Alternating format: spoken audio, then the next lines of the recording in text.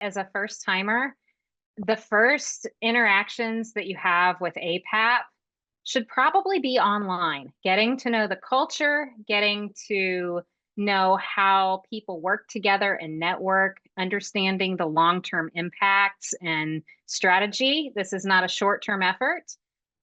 Something that I would recommend doing is plugging into all the webinars and getting to know the APAP schedule that way. When it comes to planning my APAP schedule, it does require a lot of, intentionality before you show up in New York. You're really thinking about what are your priorities there, because you can't do everything.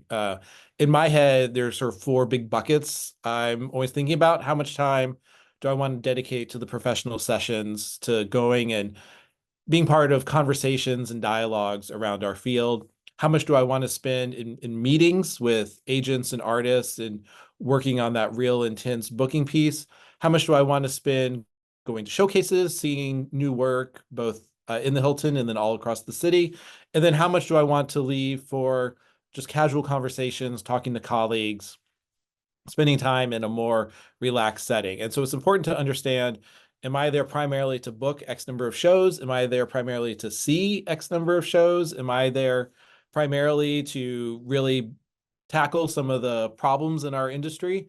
Am I there to network and build my circles? And so really thinking about how it is you want to divide up your time. And then that naturally leads you to understanding what your calendar and what your schedule looks like. Try to go to as many things as you can while also making sure that you build in some time to refresh.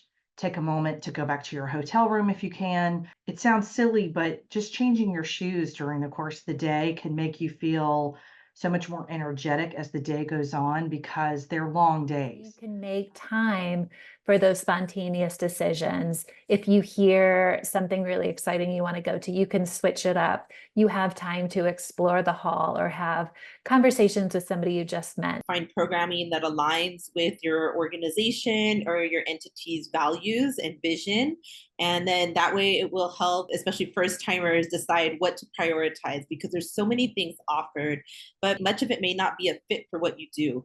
So definitely take some time to get familiar with what's being presented. And sometimes things are offered multiple times as well. Professional development sessions, I think, are crucial. I like sessions that are dealing with current trends. We need to be aware of what's going on in our world because it will have a huge impact on our work. The affinity groups in particular are something I've really come to value. Affinity groups are also a place as a first-time colleague where you're likely to intersect with people who have similar job descriptions to yours.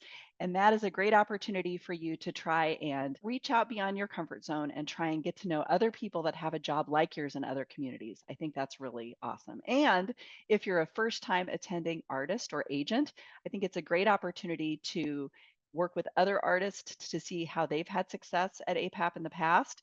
And I really have found that those connections with people that do things similar to what you do back in your work life at home really can help you for the rest of your careers. Networking sessions are great. There are sessions set aside within the conference for networking, and I think that is ideal.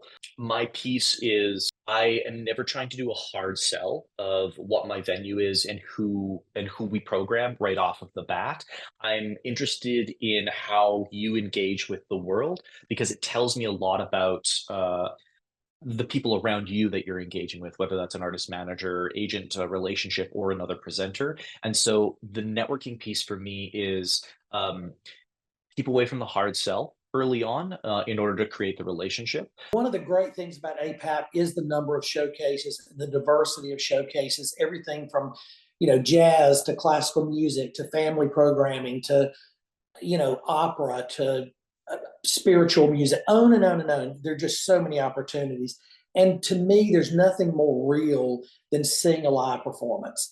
But seeing that artist perform live really tells a story. It's important to see as many showcases as you can. There's times for people who are introverts and they need to get away from large crowds. And last year, I was so excited when we added the quiet room too. And so I think if you need to recharge your batteries, go into that quiet room that's in the down in the lower level at Hilton. And then you can invite someone to meet you after you get a chance to recharge your batteries. Whether you're a booking agent, whether you're an artist, whether you're a presenter, whether you're a teacher. It's about building these relationships. Be friendly and open to everyone who comes around your center of being, regardless the place they hold in the industry. Everyone shifts around in this, sort of ecosystem of the arts. You never know where someone's going to land, and you never know what a great friend you might have in front of you.